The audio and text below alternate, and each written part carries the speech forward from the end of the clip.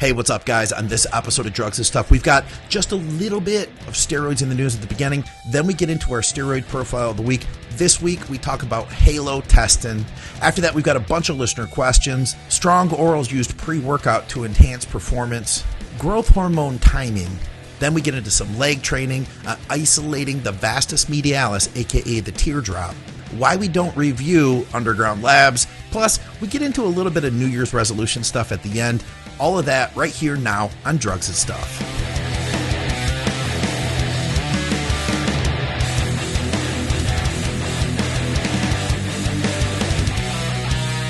What's up, guys? Welcome back to Drugs and Stuff with Dave Crossland. I'm Scott McNally. All of our programming is brought to you by TrueNutrition.com.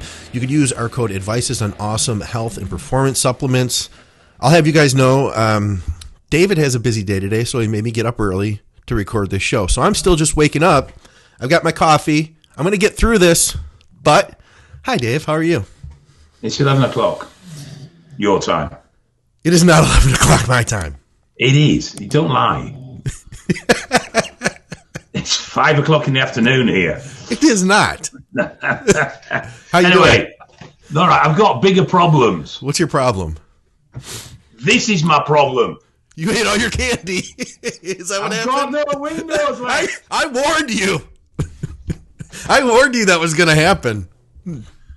I've got no windows left to open. Dave has, what do they call it, an advent calendar?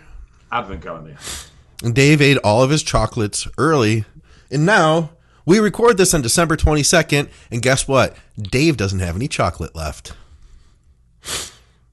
You fucked up, Dave. You fucked up. Did. Some fat bastard snuck in and pinched him. That's what I'm saying anyway. So today, guys, we have a steroid profile. We are going to discuss Halo. And after that, we've got a bunch of listener questions. I did see a lot of steroids in the news. I feel like busts are up right now because there are just everything. People are getting popped left and right. There was one just outside of Toronto in the city where a friend of mine lives. There's another one in Canada in Chatham, Kent, which is outside of Windsor. They also got caught with cocaine. From what I've always heard, it's when people are doing recreational drug sales that they end up getting caught up with steroid sales a lot of times. There was also a UK one, but wasn't a bust. It was the Alpha Pharma bust, which happened a couple of years ago now. Okay. I think that job was actually valued at about 30 million. Whew, $30 million. No, pounds. Oh, pounds. So like that would be like close to 60. No, it's not. I think it's about 45, wasn't it? 50, somewhere down there. Anyway. I don't know. The value was actually based on wholesale, not on retail as well, because I know the lad that did the paperwork did the job for it. Wow. Anyway, the last guy got sentenced, and he got sentenced based around £1 million worth of drugs. And I think he got about 18 months. I might have got that wrong. But it wasn't a particularly massive sentence. Yeah. Considering the drug value. Yes, you're right, Andy. I do need 2 more boxes of chocolate. It wasn't a particularly huge sentence when you consider. I mean, if you had £1 million worth of cocaine, you're looking at several years. You know what I mean? You're going away for a long time. Yeah. But that sentencing happened last week, I think it was, or the week before, which was the end of that saga. Okay. They've not heard much else, to be honest. It seems to have been very, very quiet, but I suspect police are too busy in this country running around after COVID bollocks than they are doing much else. So, because it seems to be that way at the moment. Right. Well, listen, let's get to our steroid profile. Also, this episode's going to come out just before the new year. So I'm going to ask you about some New Year's resolutions when we end the show. Also, I hear Fuddy in the background. Dave, we had people that actually turned off the show when Fuddy was making all that noise that episode. People are still commenting to me, telling me, I love the podcast, but when I'm listening on my headphones, I can't listen. That dog is so distracting. All right, Fuddy, today's the last day you're on the podcast, and then you are going in the bin. In the bin? We're going to get rid of you because Scott doesn't like you. Puppies are for life, not just for Christmas, you know. No, in all seriousness, if it's getting to that level of a problem, I'll start putting him out. I don't want that. But a bit of background noise is something, and it's a bit to do with the show. I appreciate that, but you know, if people can't physically listen to the show because fat ass down there is making too much noise, then he's just gonna have to go, isn't he? I'll have to find him another home. What else could I do? You mean you're gonna get rid of him? Like you're gonna actually kick him out of the house? I might just bang him up back at Edinburgh Mint Garden. There you go, job done there. And that is listeners' fault because of all your complaints. So you've killed my dog. No, right. I'll put him in the kitchen or something. Okay, halotestin.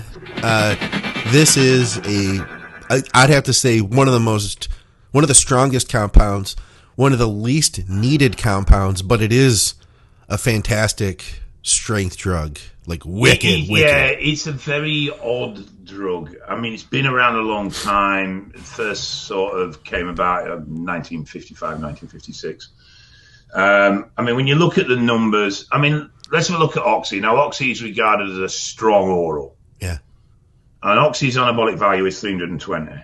Now, its androgenic value is 45. So in comparison, that's really good balances. Whew, okay. You know, it's actually not overly toxic. Yes, it stresses the liver because of its mechanism of action, but it's not actually that toxic and that stressful. And it has a huge muscle building potential. But then you look at something like Halo. Halo's anabolic value is 1900. Jeez. And its androgenic value is 850. The strange thing is with Halo, though, that anabolic value doesn't actually carry over into muscle gains. It's not a big mass building drug, which you would think it would be when you look at those numbers. Yeah. Hardness, yes. Strength, yes. Particularly without weight gain. In fact, its popularity is probably more within those that need power and explosive power, but need to stay within a weight category. Yeah, that would be my go-to. Like if I needed to stay in a weight class and I wanted to be strong AF, I would definitely go with Halo. Compositionally, I don't know if I really see a huge difference between that and other fast-acting DHTs. Like I feel like Winstrol has a really strong compositional effect, like a cosmetic dryness and hardness. There is in mental... Visually, I don't think there's much, but I would say on the strength score, there's very little can touch it. Oh, yeah. And I'm looking at it from a bodybuilding perspective. I mean, here's the reality. I've said this before. I used Halo in my first contest prep, and honestly, man, I've used it every contest prep since. And the reason is because I've been wondering, man, well, I mean, I've looked so wicked hard. Do I want to risk not using it? And when I use it, the way I would suggest it would be like the last 7 to 10 days is it. Here's the deal, though. You get so strong on it, but if you're only using it for that last week or so, you're not training hard in that last week or so. So it's not like you're getting this added benefit to push you through in the gym. That last week, all you're really doing is pumping the muscle and then, taking days off of training so that your inflammation can come down and you can look crisp on stage, There's not a huge amount of studies on this, but there was one where they took, and it was only 9 people. Yeah. I believe, anyway. 20 milligrams, and within 2 weeks, they were concerned about liver values. Yeah. But the caveat to that is that they actual full-blown liver problems off Halo, you have to take the fucking piss. Yeah, I have seen values increase dramatically, like triple digits, ALT and AST, Yeah, they will. But generally, they will come back down when you stop. It is just stressful. It's obviously because it has to first pass with the liver. Yeah. But even though it is so stressful, actual long-term liver problems are quite rare. Now, whether that's down to the fact that we just generally have a healthy respect for orals and their effect on the liver, because it seems to be the one thing that's drummed into every user, or what, I'm not sure. I mean, it was originally released as a medicine. It was used as an alternative to testosterone. It is test-based, well, it's methyl test-based, I suppose, if you want to be technically correct. It was looked at as an androgen supplement. And it was used in inoperable breast cancer in women with doses going up as high as 40 milligrams a day. Good Lord. But it is noted in the studies that virilization was a major issue for the females on the dosing, and generally the virilization started at about 10 milligrams. Yeah, I had a friend who was a female bodybuilder, and her guy would go down to Tijuana, and this is like back in the early 90s, and that's when she first tried Halo. And she said she loved it. She said it was the best drug that she ever used. And then she said, and then she went like this. That's exactly what she did. It's burned in my brain, actually. It say it was released by Upjohn and Seba. Both carried it. And it just sort of...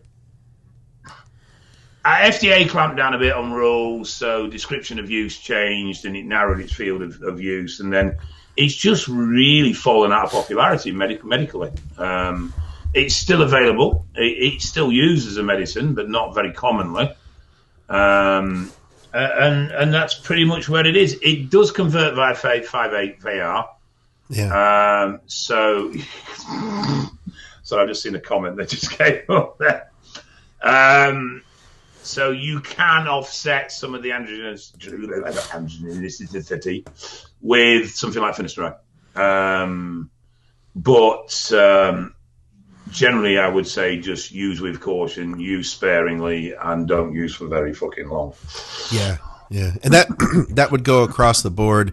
I would say, we did get the question, and two things I have. We talk dosing, and the other thing being, we had that question previously. When you guys talk about steroid profiles, can we talk about how they apply to women as well?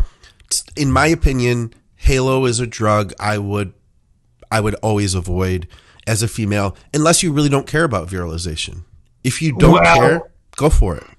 But if you can get pharma prescriptions, it comes as low as like 2.5 mg. I guess, there could be some benefit in that sort of range of dosing on a female. Okay. But you are experimenting at this point, because there's like I said, there's no real data to look at this. In breast cancer cases, it was generally noted virilization started at 10 milligrams. Yeah, and I would say 10 milligrams for a man is even an okay dose. Yeah, I would have said 10 to 20 are your starting points for dosing, and I would be very wary about going up from that point. So I had a decent supply of it. One year, I decided I'm going to go all out, and I ran it for, I believe, 3 weeks, and I ran 20, 30, and 40. Week 1, week 2, week 3. And I would not do that again. My liver values were triple digits. I definitely did not see any added benefit. And I will say Halo and methyltren are the two compounds. They made me feel just irritated, like not uncomfortable in my skin, can't relax. I've told this story, I think, in the past. I don't think I've told it here. The first time in my life I ever took Halo, my girlfriend and I were both getting ready for a show. I work all day long. She has this lady she's going to do some posing with. It's on the other side of the city. We printed off directions for MapQuest. This is how long ago this was. So we've got like printed paper to figure out how to get there. No freeway. There's no freeway. So it's like turn left here, turn right here, turn left here. She's not great at driving, navigating, yet I worked all day. I figured she's got this. We're going to get there in 45 minutes based off of our printed directions. I eat my meal. I take one more meal with me. I pop my Halo, figuring we're going to get there. She's going to pose. I'm going to get a workout in. We're both like 1 week out, or under 2 weeks out. Yeah, under 2 weeks out. We get on that road, dude. We got so lost. It took 3.5 hours to get there. By the time that Halo kicked in, 45 minutes in, I wanted to rip that fucking dashboard out of the car and throw it through the window. I mean, I'm exaggerating, but dude, it was not a pleasant experience. It's definitely up there for the aggression and anger stimulation. Definitely. It wasn't like it was the opposite of taking a Valium. You know what I mean? Yeah. It's one of those drugs as well where Well, like you say, you went up to 40 and didn't really see much benefit for the increased dose. It's one of those drugs where the toxicity soon starts to overpower the benefits if you go too high. Yeah. So it's one of those drugs where you've got to watch it because it will soon get you very toxic and then actually start to work against what you're trying to achieve with the drug. But yeah, if you're weight limited, strength sport, it's a nice little addition. Just don't run it for too long. Same with bodybuilding. You last couple of weeks out, 3 weeks out, maybe at the touch. Yeah. And obviously it comes to its own in powerlifting as well. But it's definitely an oral that needs a lot of respect and not something that people want to be jumping on off season and stuff like that. Great for MMA. Yeah. And I would have said wrestling in general, anything like that. Wrestling, anything that's weight categorized into needing power, explosive power. It'd be good, like if we have a purge coming up here in 2021 when things really go bad, like take a Halo before you go out into the riots. Oh, I'm bottle of Milboro and Halo and M-Train mixed, definitely. Yeah, I'm gonna stay out of your way, Dave. And a pair of machine guns. Nice. In fact, I'm probably more sit on my ass in the back of a Jeep with a 50 cal sort of person than run around with a machine gun in my hands. Let's be real. Me and you are going to stay at home. We'll probably still podcast through the apocalypse. I mean, we did during the first one in the 2020, so. I'm just going to close my curtains and pretend it doesn't exist. Yes. As long as I've got coffee, I'm good. Yes. If you get me coffee, then I'm going to start having problems and start getting itchy. And with that said, I'm still drinking my morning coffee. Let's do some listener questions, Dave. Okay. What do we got here? For starters, I'm over at the Advices Radio and Think Big Bodybuilding Media Group. We're going to start out with, let's see here. Peter, he says it's long-winded. Thanks, Peter.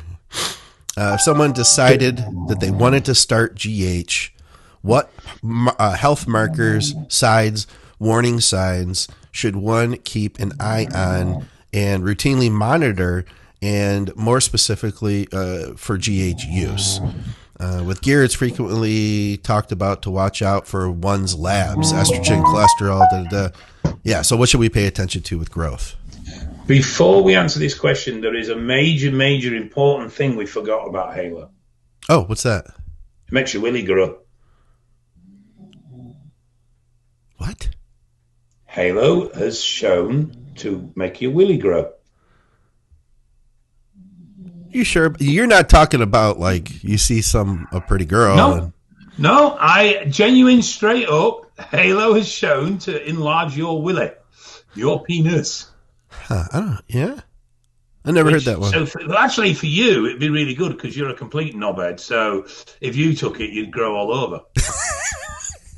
Thanks, Dave. This is what I wake up and deal with first thing in the morning, guys. He got some shit this morning. Hey, what's going on, guys? Thanks for watching another podcast here at Think Big Bodybuilding Media. And thank you to our great sponsor, TrueNutrition.com, for making this all possible. TrueNutrition.com is owned by Dante Trudell, the creator of DC Training. He wanted to create a supplement company that offered high-quality, third-party tested supplements at a fair price. High-quality protein powders, just about every type you could think of. Huge variety of flavors, plus health and performance supplements. Check them out, TrueNutrition.com. And hey, if you use our code ADVICES, you directly support our podcasting. Thanks, guys. Let's get back to the program.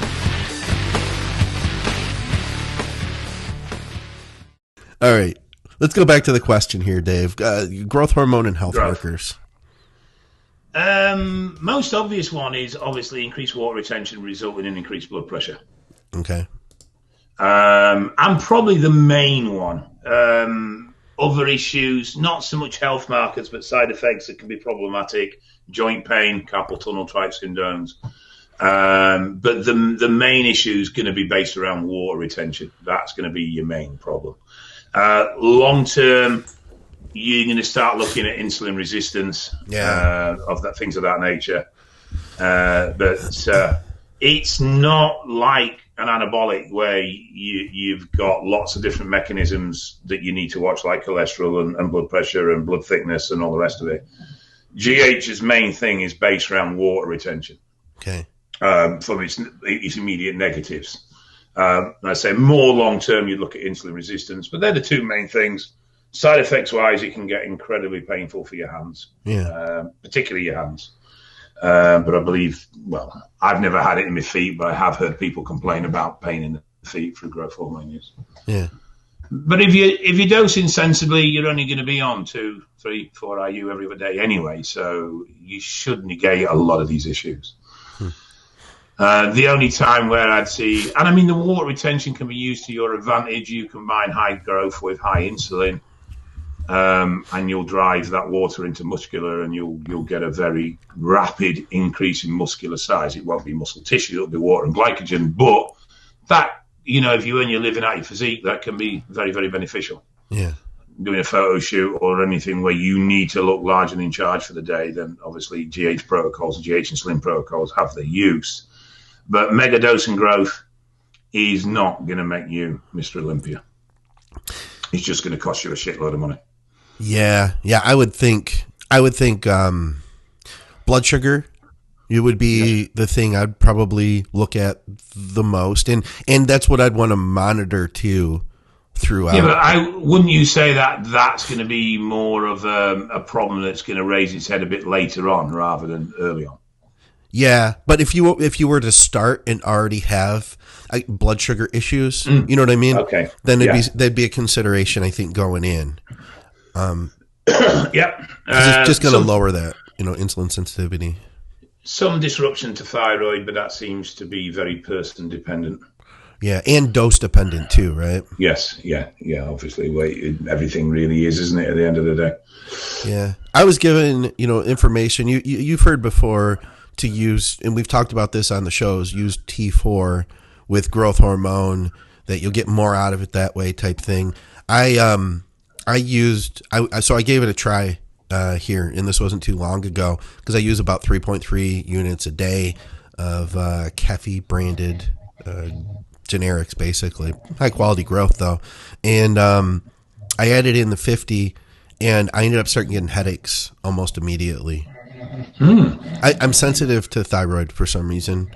Did you do any sort of test, like check blood pressure or anything else to see if you could get behind what was driving it? Or blood pressure was okay at the time, but I stopped using it. I've gotten that before. I'll get a throbbing headache from thyroid hormone. So until I get used to it, but I figured, you know what, man, I don't need this right now, so I dropped it. Yeah, I can't be asked with this. All right. What else do we have here? We had one in the live feed. If you guys have any questions you want to post up in the live feed, feel free. Let's see. Tore a calf 8 months ago. Getting loads of rest and bandaged the muscle now. I fear my doctor will get me surgery because the injuries keep coming back and I'm sick of it. What can I do to fix this once and for all? I would be curious as to whether you were actually physically tearing the muscle repeatedly or if it was scar tissue that was releasing. The calves are incredibly dense fiber. And as a result, they can get incredibly knotted and it is very difficult to release them. One of the reasons why calf shots are so painful, if anyone's ever had the craziness to go there. No. I used to like them, but anyway, because it's such a densely packed, it is the densest muscle you have, I believe, followed by the forearm being the second densest muscle we have. Okay. Which again is why when we get tightness in the forearm, it is so annoying and painful and debilitating. Yeah, and I would not do forearm shots either. So I would recommend deep tissue work, and it's probably going to take quite a bit. I don't think stretching will be enough on its own. The other thing is to potentially look at why are you repeatedly injuring. And though there may be issues within the muscle, i.e. tightness and scar tissue buildup and such like, are you hydrated? Are you on top of electrolytes? Is your electrolyte balance good? Are you flexible? Are you stretching? Are there other muscles that are throwing tension into the calves because the hamstrings are tight, because the glutes are tight? Is your whole posterior chain driving more load into the calf than it really should be having? Yeah. So there's other things you need to look at behind the mechanisms that are causing the injuries in the first place. as well as working on reconditioning the muscle. Calves, big, hard, stubborn muscles, though it's not. I mean, I've torn mine a couple of times, little partial tears. It does happen, but stretching and release work, and they should come back pretty quick. But it's going to hurt. Release work on your calves when they're tight is not a pleasant experience. Yeah. All right. We got nothing to add there. We'll move on to the next one. And good luck, Andy. Let's see. Your opinion on recommending strong orals in pre-training setting only for performance enhancement when athlete on injectable cycle for recovery and muscle gain. Strong orals in pre-training setting only for performance enhancement when an athlete on a... Well, if you're looking for a performance oral, we've just discussed one. Yes, we did, didn't we? It's probably top of the tree when it comes to performance orals. Yeah. What else we got? He didn't know we were going to talk about that, though. He wrote this question early. No, true. I'm just saying we have. Be nice to our listeners. I am being guests. Nice. They're our guests, I just Dave. said we have already discussed one. The other one I would potentially look at is oxymethylone. Sorry, Droll. Thank you. Daft Yanks like to call it. Droll. Yeah. That's what doctors call it too.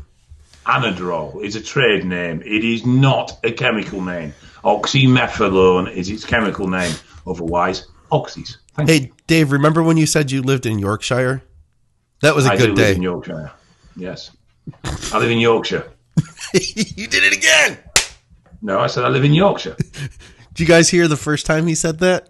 I cannot help but have to tolerate your inability to speak English. Let's roll that back for just a second on the recorded version of this show. No, we're not rolling anything back. Just carry on with the show. Stop wasting the viewers' time. I'm Yorkshire. We rolled it back, Dave. We rolled it back. Just Scott's all happy because he squatted 230 pounds this week. Oh. Yes. I'm up to 230, guys. What else do we have here? Looks like another growth hormone question. Are 2 to 3 units of growth, no insulin, enough for fat burning and recovery? And how is the best way to utilize it? Timing, etc. I wouldn't. A lot of people go really big into timing when it comes to GH. Do it early morning, do it fasted this, do it that, do it the other. I like PM. I always have done, but it does need to be away from food. You don't want an insulin spike around when you're taking your growth hormone. It's going to disrupt its action. But otherwise, as long as you're 45 minutes or so clear from food, it's down to what suits you. I always found if I took 3 IU in the morning, I'd be asleep by fucking 12 o'clock. Yeah. It didn't work for me. So I stuck to evening and I found it beneficial. But I think probably the best growth hormone run I ever had was 6 IU of Ansenum every other day. Okay. Was it 4 or 6? I can't remember exactly, to be quite honest. And yeah, I really did well off that from a point of view of condition and fullness. I mean, I've gone stupidly high, but I've seen no benefit to it. When I met you, you told me you're getting ready to run your next cycle. This is back in the under construction days. You're like, I'm not going to go crazy with the gear, but I am going to run like 25 units of farm grade growth. 27 I ended up running. It's a lot of growth. A day. That's a lot of growth. I was getting up at 2 o'clock in the middle of the night to take growth shots. And you were falling asleep all day, right? Yeah, fucked constantly. Yeah. All right. But it was hard. I mean, at that point, it's hard to say, is it the growth or is it just the fact that you're walking around at 900, 400 pounds? You want to sleep constantly. Yeah, right. Best exercise for isolating the teardrop. That's a good one. Leg extension, toes out, leaning forward. Yeah. Lean forward. That makes the world of difference. You know, what's weird is when I lean forward, it goes further up the quad for me. Yeah, if I lean forward, it's up here. What do you mean? So how are you leaning forward in the chair? Like this. If I lean forward, and you find it further up, you're the first person that I've ever known say that. If I lean back, then it travels down the thigh more, and I get it. You're just not built properly, are you? You're just odd. You've been saying stuff like that to me all my life, Dave. Well, you are. I mean, you're the first person out of the thousands of people I've trained that has ever said if he leans forward, he finds it goes up the quad. Everyone else, it diverts it down towards the teardrop. Yeah. For me, it's like there's more pressure down toward the knee the more I lean back. I don't know. Maybe it's just I would obviously the angle of the seat on the leg extension you're using is going to play some role into this. Sure. By leaning forward, I've always found it isolates and puts more load and emphasis around the kneecap area. The other exercise you can do, which is a bitch, is the sissy hack squat. Yeah. Is that one of Dante's? I don't know. It's a modern exercise, so it's one that's been made up in more recent times. It's done on a Smith's machine, and it is fucking awful.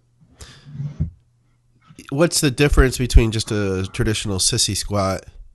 So with a sissy hack, what you do is on a Smith's machine, you have a block that you stood on in the first place. Mm-hmm. You have the bar tucked underneath your arse. Oh, okay. And you go down, but as you go down, your knees are going forward, you're coming up on your toes. Yeah. And you keep the bar held underneath your backside. Okay. Which is obviously what a 3-bar hack squat is. A 3-bar hack squat is where you hold the bar under your arse and do a squat. Yeah. The difference is in this, you're going up on your toes and allowing your knees to travel right forward. Now, I watched a developing your legs video or why your legs aren't growing video, something like that John Meadows put out. This was, I'm going to guess 5-6 months ago now.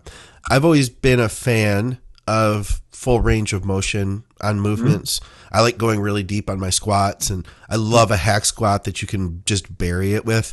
But I've been focusing on that even more after John had said, he said that if you don't go full depth, he's like, a lot of times that's what brings out that lower thigh. So you end up with like a chicken leg if you don't, where guys who don't squat that deep, they have more mass up top, and then their leg gets skinnier as it goes down. Yes, I agree completely, and you can see it straight away. Big ass, big thigh, and then it just tapers to nothing very, very quickly. Yeah. And if I think about it, look at the way Tom Platz did his exercises. He went so deep, and his leg almost seemed to get wider, at the bottom. It was crazy. I'm not sure Tom is a fair example. I mean, that is one freak of nature. Yeah. But then, quads are probably the most difficult body part to grow. And the reason they're the most difficult body part to grow is because they are the most demanding. Yeah, they are. Squatting heavy, leg pressing heavy, hack squats, going any of that sort of movement to failure is almost an old body workout. It is that demanding. You don't get that with other body parts. You do to a degree with back. Yeah. But they're the two big ones. And I've always said you can tell someone who knows how to train or trains hard because they have good legs and they have a good back. Absolutely. Yeah. Because they're the two body parts that require really more effort than anything else. You've got to be able to go balls if you want to get them fuckers to grow. Yeah. And legs is scary as well. I mean, you're getting under a squat bar that's got 300 kilo plus on it, and you start stepping back with that, and you can feel your hips doing this. And it's like, fuck, if this goes wrong, it's going to hurt a lot.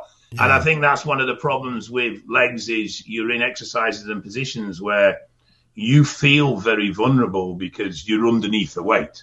Yeah. If I'm pulling a heavy deadlift and it goes P-tong, I just drop the thing on the floor. Right. Whereas, obviously, if I fuck up on 1,000 pound, 1,000 kilo leg press, I'm pinned. Yeah. Yeah. If I fuck up on a squat, I can be a mess. And so I think that fear aspect that comes into it makes it a little bit harder to train legs mentally because you're not only fighting against the discomfort and the pain that legs generate, but you're also fighting over that fear factor of potential injury when you start pushing big loads. For sure. For sure. You look.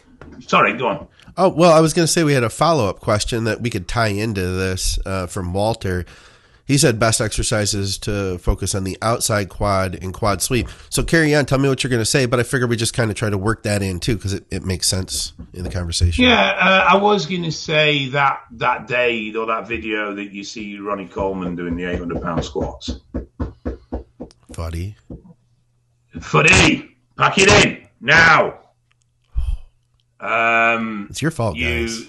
You know, as a bodybuilder at his level of competition, yeah, I'm shocked he even attempted them because they were career-ending squats. Oh God! And he says he's never done it before. It was the first time he'd ever had 800 pounds on his back.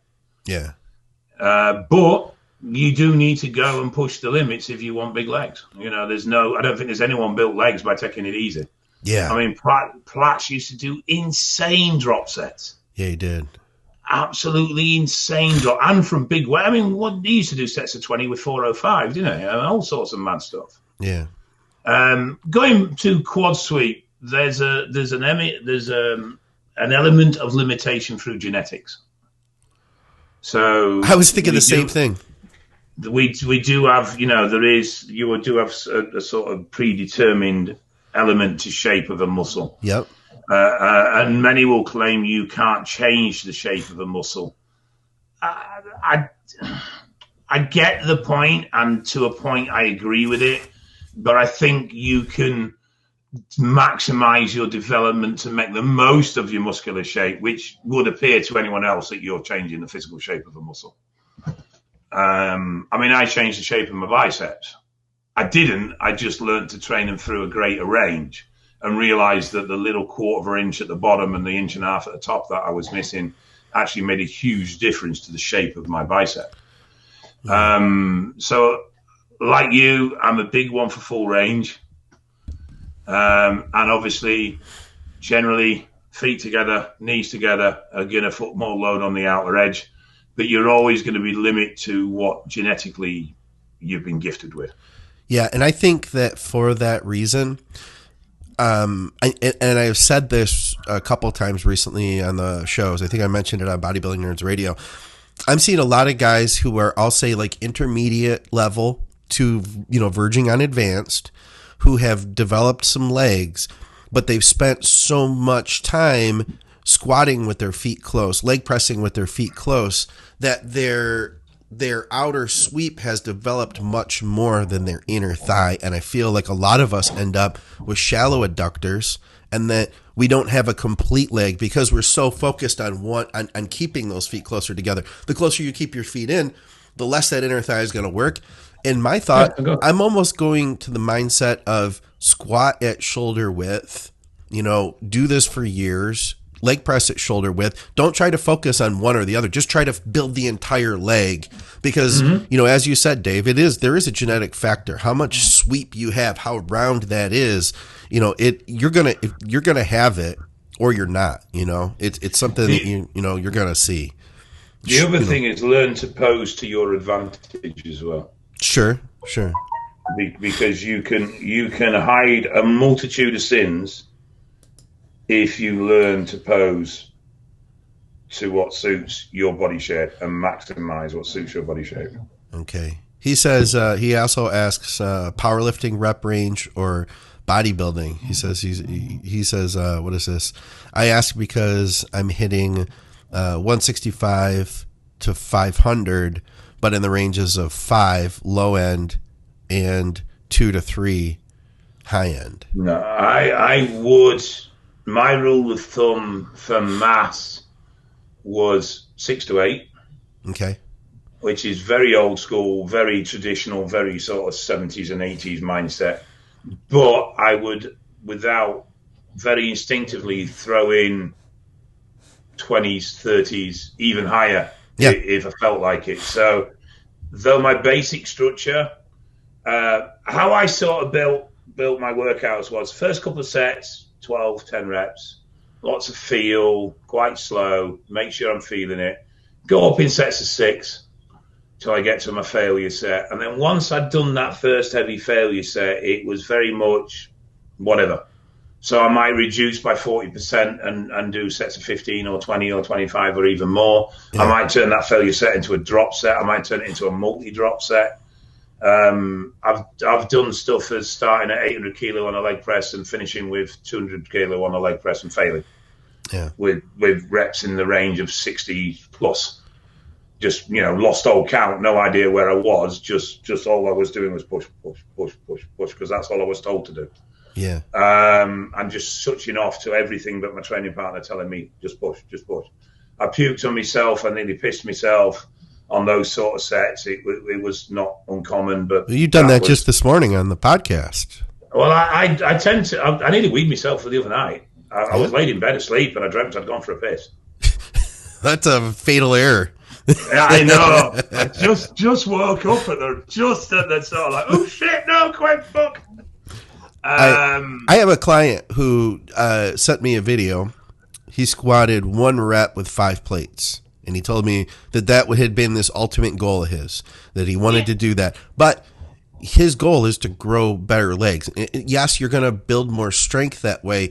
But I told him I would rather see him take a weight he could handle that was heavy, that he could do 6 reps with, 8 reps with, and then learn to do that for 20. And that if he could do that for 20, his legs would be bigger.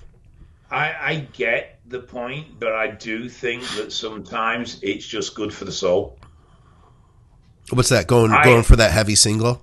Yeah, I mean, I had a love-hate relationship with 300 kilo on the squat for a very long time. Yeah. It was sort of almost my nemesis in that. In my younger days, before I did the pec day and had a big layoff, I used to squat 340 for reps. Okay. And then for some reason, 340 became this big problem.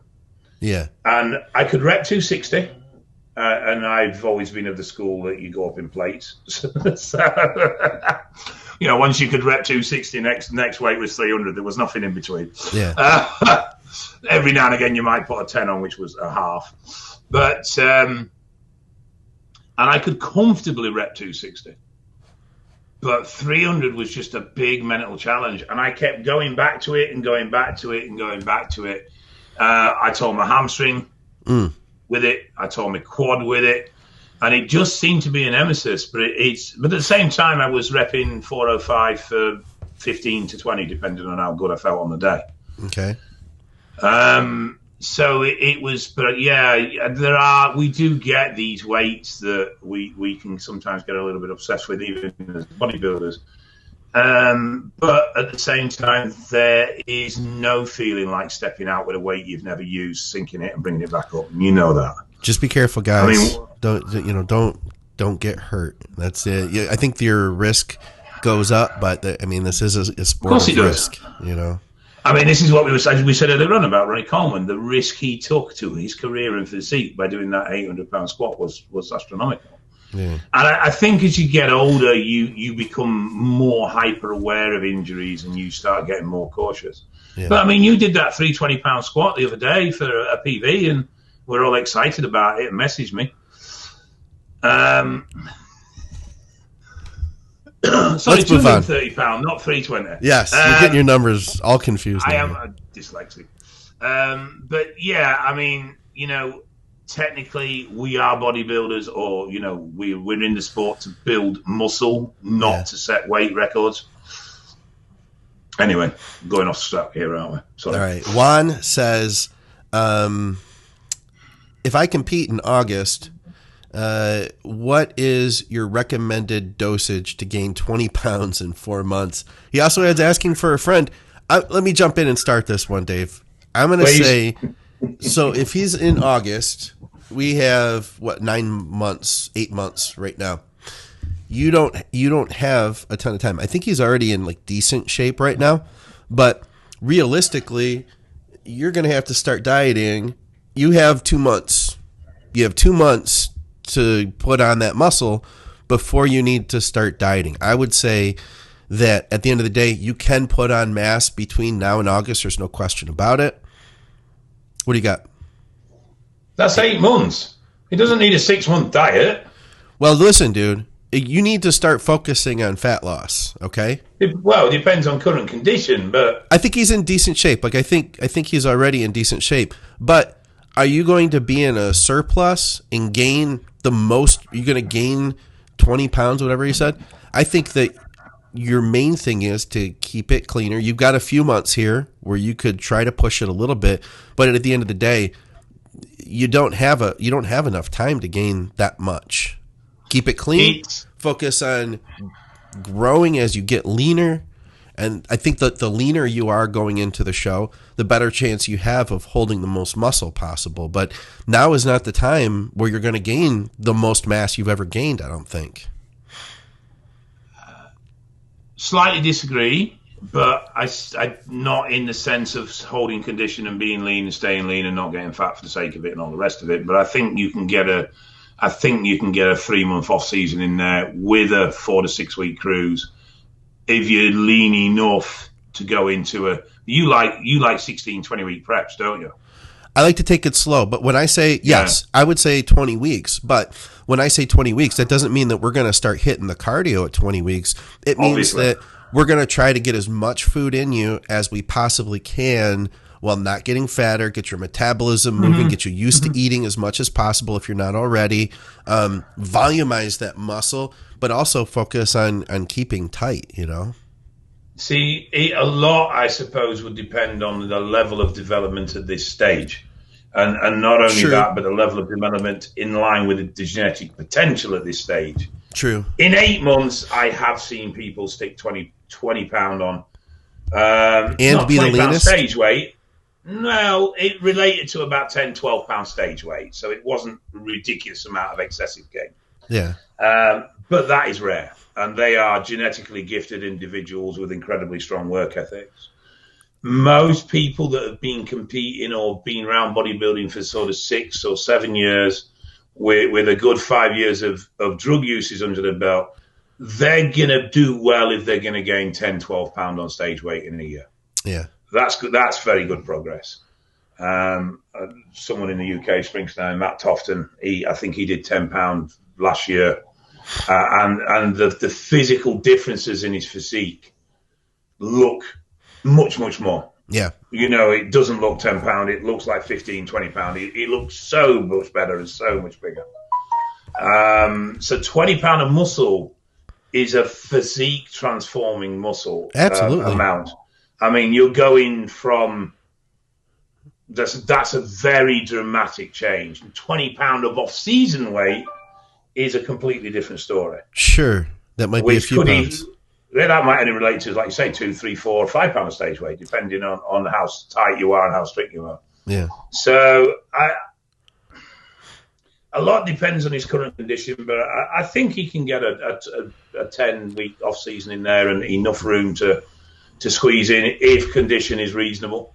His question though is dosage. I'm not even going to answer that, and I know that sounds awful. Oh, that's all right. Why? That's so individual. Yeah.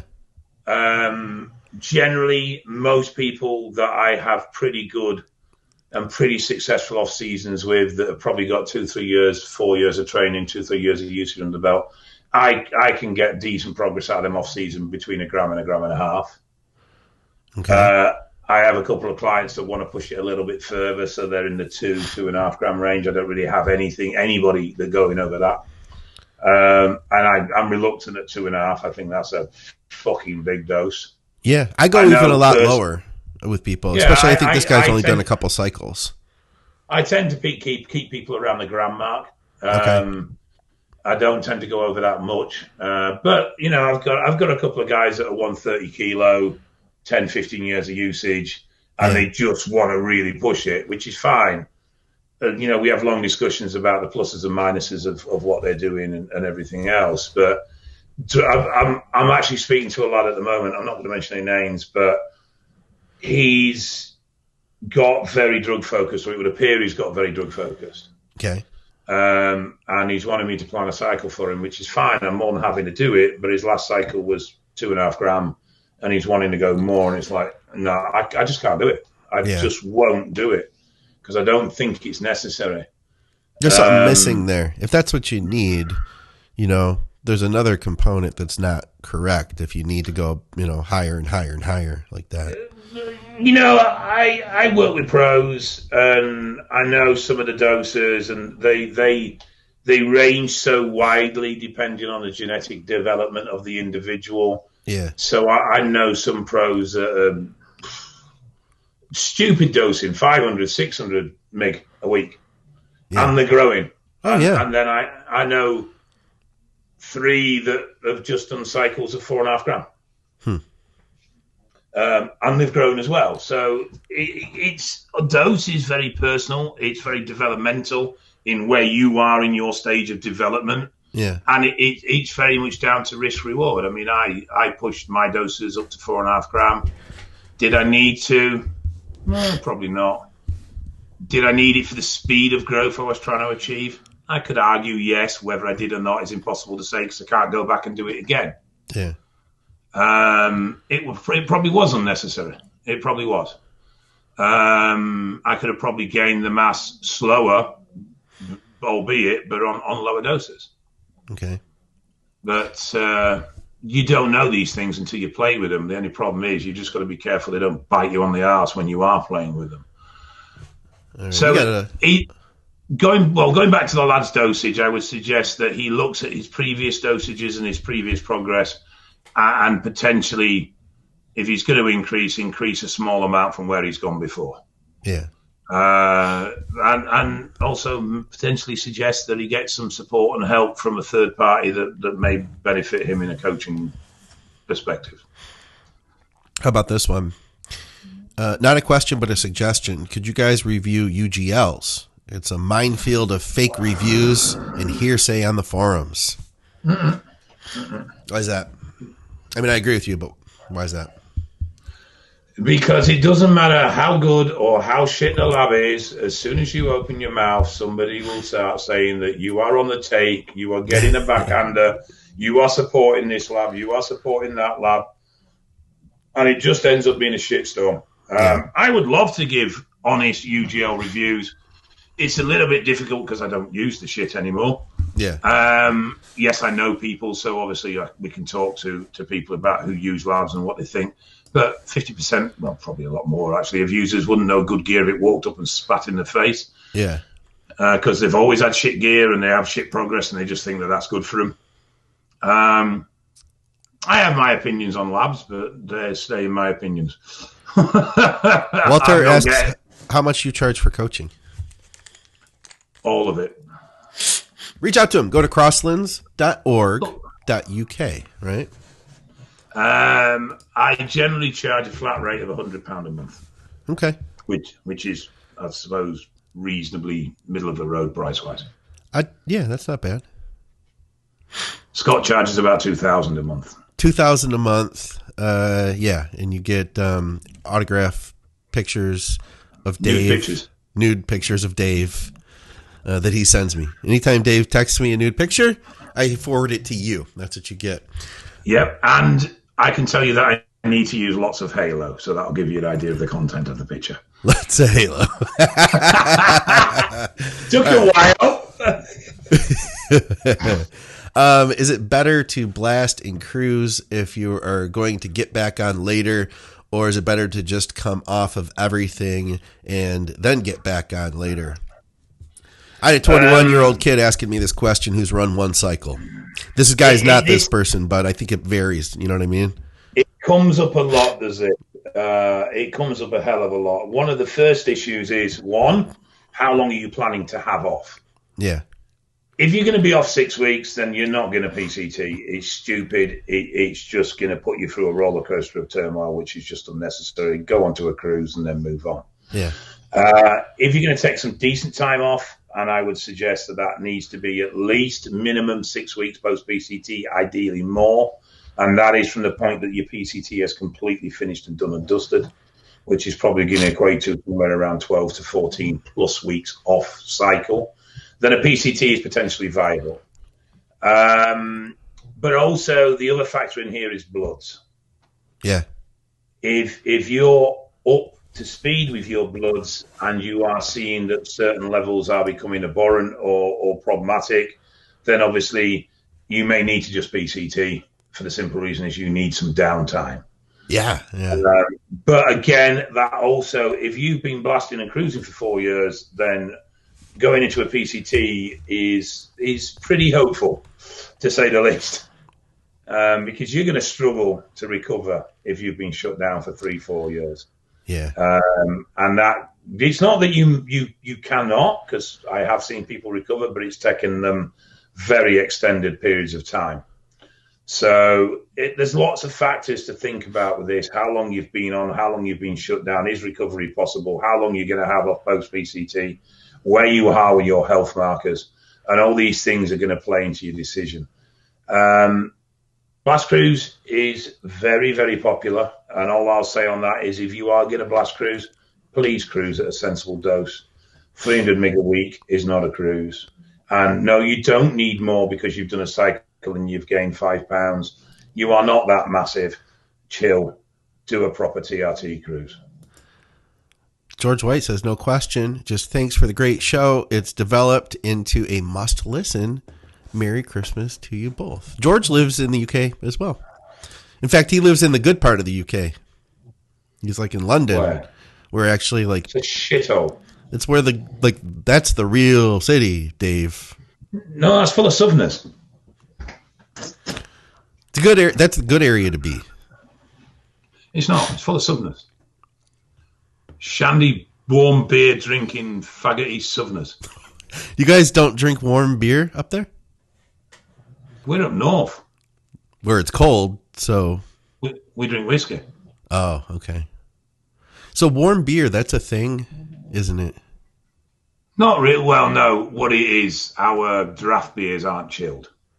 Yeah, okay. Generally speaking. So proper cask ale, proper, old-fashioned brewed beer isn't chilled, whereas sort of lagers and some of the more modern ones are chilled. Okay. Obviously, Americans drink watered-down water that's been chilled because they're too lightweight to drink a proper drink. But I think we drink a lot of Canadian beer here. I don't drink myself anymore, but the good beers here in Detroit, a lot of them are from Canada. Mm-hmm. Yeah. I mean, we do the microbrew thing now here. That's real popular. Yeah, we've seen a lot more independent breweries pop up. Some of them have got very successful and very, very large. But I'm talking out my arse. Did I say that right? Arse? Yes, arse. Arse. You're always talking out your arse. Because I don't drink. Just went over to Wigan over the weekend. What's Wigan? Wigan's a shithole. That's what Wigan is. What is it? It's a northern city town, very industrial, not particularly pleasant, not particularly luxurious. Okay. It's a bit rough and ready. Yeah? All right. Yeah. What else do we have here? Do you know anything about modafinil? I tell you, do you know, to relate to, Wigan's probably on a par with Hamilton. Hamilton. In Canada? Yeah. I haven't been to Hamilton. No, but it's a bit of a shithole. Okay. One of my drug stories came out of, what is that place called? Kent. I can't remember the name of it. Where is that? Chatham, Kent. That's in Windsor. $70,000, $90,000 in cocaine and anabolic steroids seized. Chatham, so this Kent. is very confusing because we have a Chatham in England. I'm sure it's named after that, Yeah, we have a county of Kent in England, so and Chatham's a bit of a dump as well, actually. Yeah.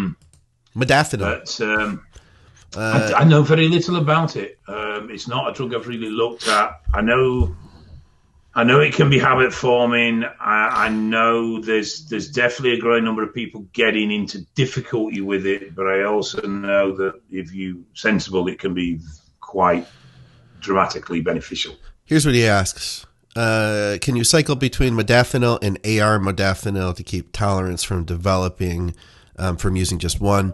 Now, what I've seen is there are these analogs like the AR and the FL modafinil and adrafinil.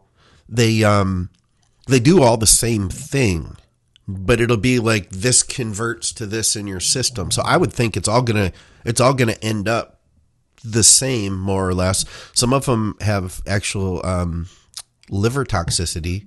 I wouldn't think that by switching from one to the other it would change anything, as far as tolerance. But this one's on you.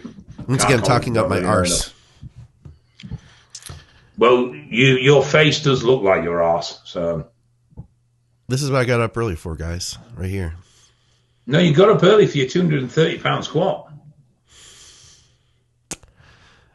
50-50 banter and serious.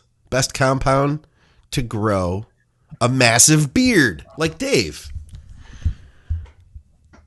Right. What did you use to grow your beard? Has anyone any idea how long I've been growing this beard for? Since you were 13. Yes. 13. Not far off. Really? I've been growing this beard 11 years. So you were like 60 when you started it? And that is as long as it's got. So you started that when you were 60, is what you're telling me right now. Yeah. Okay. So I am definitely not a success story when it comes to growing beard.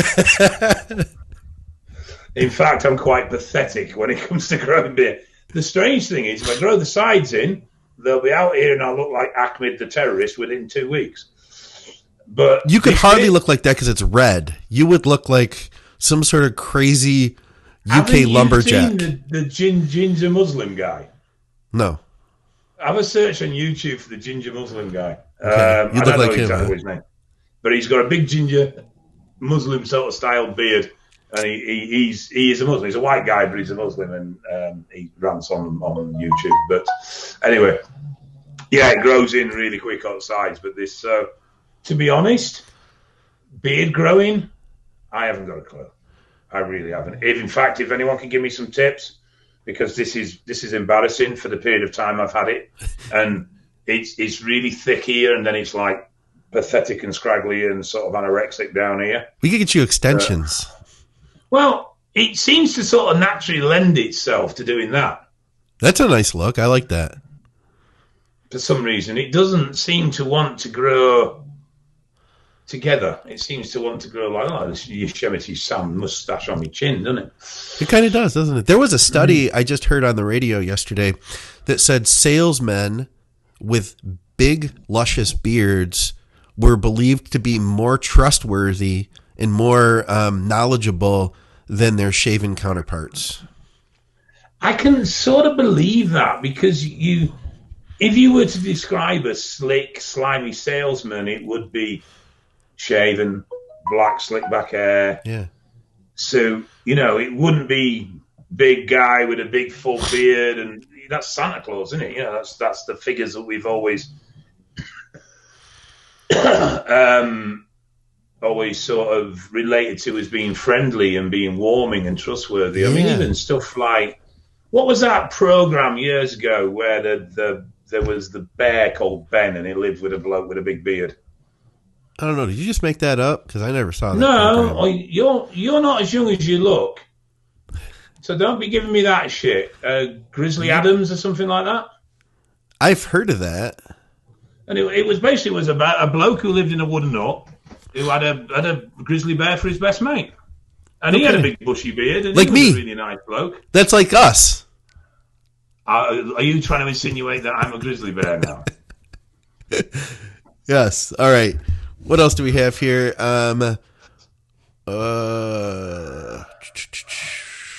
Anything on the live feed here?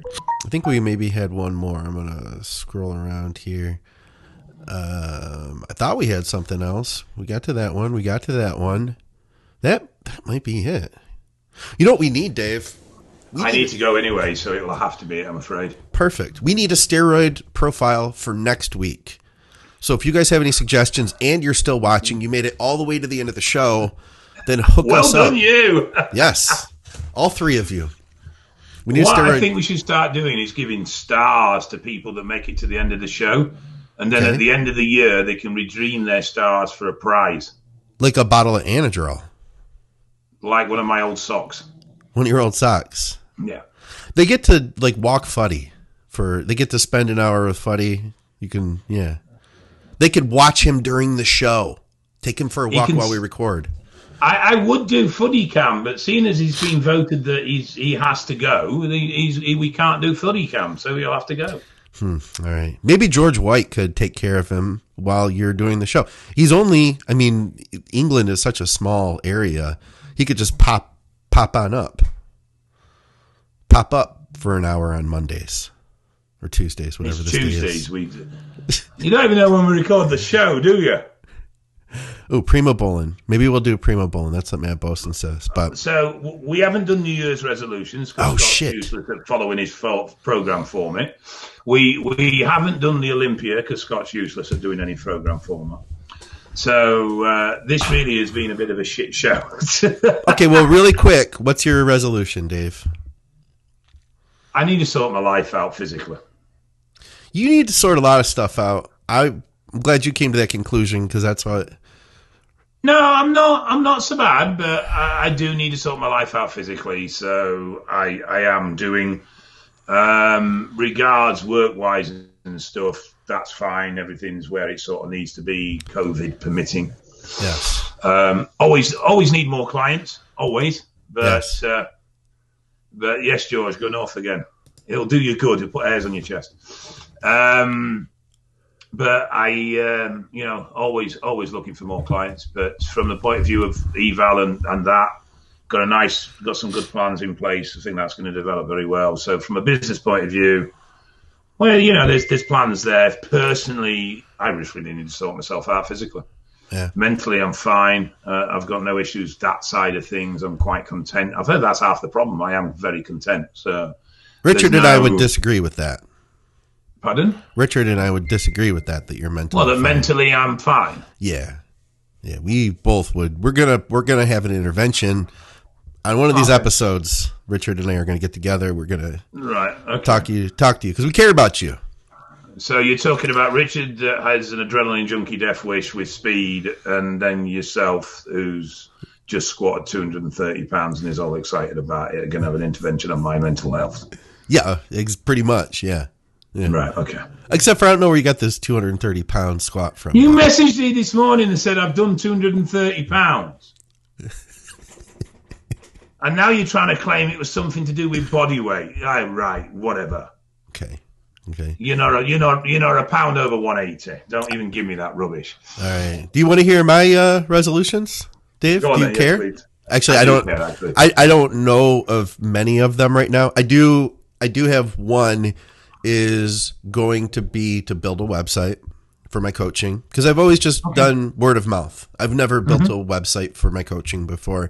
And then I have people, because I don't always talk about it on the shows, but I mean, obviously that's my main income, Believe it or not, I'm not making a lot of money here hanging out with Dave. Dave's not making money hanging out with me. I mean, granted, it does help with our businesses, but we do this because we're best friends ever. Yes. Because we love each other. So that is going to be one of my resolutions, but I'm going to have to simmer on it a little bit and think some more because usually I have a few. I'll have some business ones, have some personal ones, and take it from there, I've not really sat and considered it at any length. It is something I do actually, like most people, you reflect over the Christmas period and you start to look at things. Yeah. But it is, the business stuff has sort of been ongoing development. And we had a meeting yesterday or the day before that was fruitful, which would see us develop alongside another company. Oh, really? Yeah, it's more clinic-based stuff, particularly with IVs. So it's another company that will be owning clinics, and we'll be sharing them with them. Okay. And then, obviously, on a personal note, generally speaking, I'm fairly content, but I do know that I could be in much better physical condition. So, I think that's a great goal. That's a great goal. I just need to sort it. It's just biting the bullet and doing something, but motivation is not the highest, I must admit, for that side of things. Yeah. I could do something this next year. I could do something to improve my mental health because I feel like I've been in a funk for 2020 spending a lot more time alone that it's instead of like just wallowing in that, maybe putting in a plan to maybe change it. I think that I could probably do more than I have to improve my mental health with quarantine stuff and all that. The best thing you can do in these situations is work towards a goal. Yeah. Even if that goal doesn't have any immediate reward. So for argument's sake, we've had a shitload of downtime. Yeah. And yet most of us have wasted it. Yeah. Because we've sat there worrying about the downtime, or we've sat there concerned about how it's affecting us, instead of thinking, you know what? I can learn about this. I could learn about that. I could build a website. Yeah. I took a class, Dave. Yeah, but you could have had it built by now. I took a class. Well done.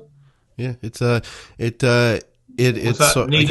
needlework for beginners, or carry concealed weapon. Carry concealed weapon. I did, yeah.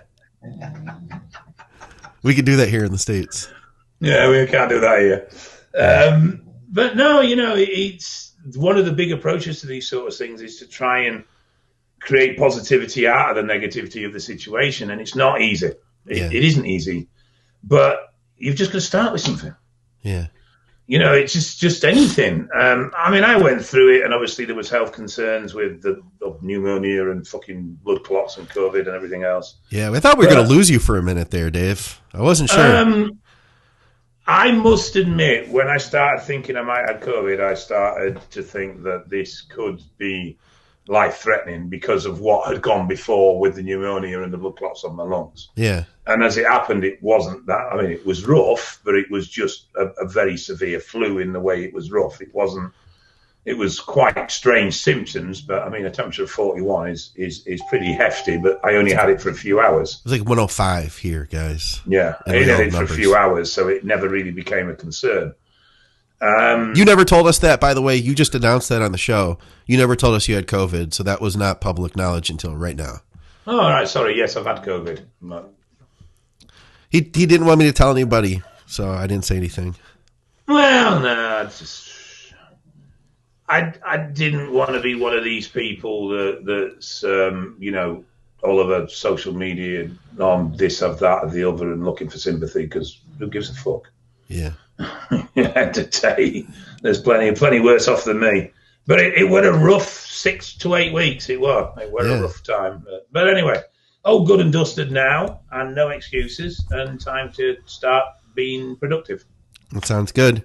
Well, guys, for another episode of Drugs and Stuff with David from Yorkshire, I'm Scott McNally. Of course, go to TrueNutrition.com. Use our code ADVICES for awesome health and performance supplements. Reach out to Dave at crosslands.org.uk. And, of course, you can drop me an email down in the show notes. See you guys. Yorkshire. Yorkshire. Yorkshire. Yorkshire.